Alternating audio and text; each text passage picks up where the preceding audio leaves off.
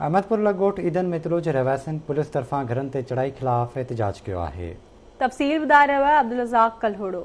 Ahmadpur लगोट Eden मितलो जे रहवासियुनि Ahmadpur police जी घरनि ते चढ़ाई ख़िलाफ़ मितला बिरादरी जे माण्हुनि औरतुनि ऐं ॿारनि समेत एहतजाजी मुज़ाहिरो कयो। उन मौक़े ते अनवर खातून, हकीमा खातून, हज़ूरा खातून, रोशन खातून, इक़बाल मितलो, साहिब मितलो मीडिया सां ॻाल्हाईंदे चयो त अहमदपुर पुलिस मुख़ालिफ़ साण करे असांजे घरनि ते चढ़ायूं करे औरतुनि जा वार पटे सख़्त तशदुद तज़लील जो निशानो बणायो आहे ऐं घरनि मां फुरलुट करे सोना ज़ेवर रोक रक़म सां गॾु घर में बीठल 10 ॿकरियूं पिणु काहे वई आहे। हुननि चयो त पुलिस मुख़ालिफ़नि खां गरी रुशत वठी असांजी ज़मीन ते कब्ज़ो कराए कूड़ा केस दाख़िल कराए असांखे घरनि मां लॾाइण चाहे थी, जेका वॾी नाइंसाफ़ी आहे। ना हक़ आहे मांखे पंहिंजो खातो आहे बनीअ जो, मांखे वहीद हो अमान लाहे ऐं हो पंहिंजो वकार इहे कुल ई हुया। असांजा वार पटिया अथऊं, मुंहिंजे 2 नियाणियुनि जा पटिया अथऊं, 3 मंझा पटिया अथऊं। मुंहिंजो मुड़ुसु वीचारो हिकु खट ते पिया, उहो बीमार आहे, उनखे सोटो अचे हयूं थो, मूंखे पुटु कोन्हे को, अहिड़ो मां वेलू करे छॾियो अथऊं। मां वञा त मां काॾे वञा, ज़मीन मुंहिंजी खाते वारी आहे, हुन ते नाजाइज़ी कई अथऊं। लोड़े खे हिनखे बाहि ॾेई आहे, टपी आया, कुराड़ीअ खे गींदा कुटींदा पिया अथनि, ॿकरियूं पई छॾाए न पिया ॾियनि। असां पुलिस वारो वञे पियो, हुन में घर में पियो वञे, उहो जूह पाए असां सोन खणण पियो वञे, दर लाइ भॻो पियो वञे।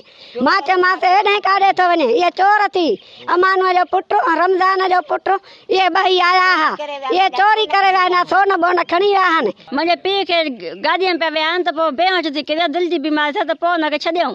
मूंखे कुटियूं नवाज़े दी खे दासा हलायूं, हुनखे दासो हयूं, 2 साल थिया त असांजे बनीअ ते कब्ज़ो कयो अथऊं।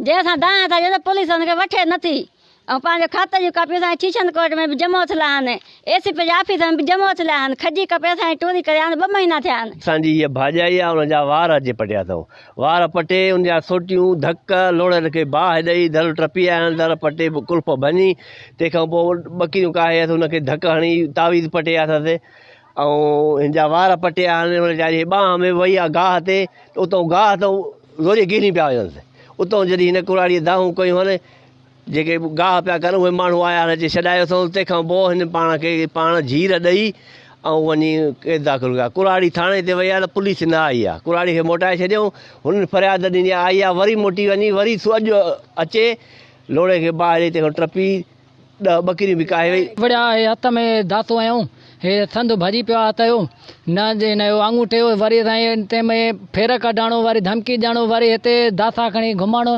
ज़मीनान पायूं असां होॾे वञी नथा सघूं।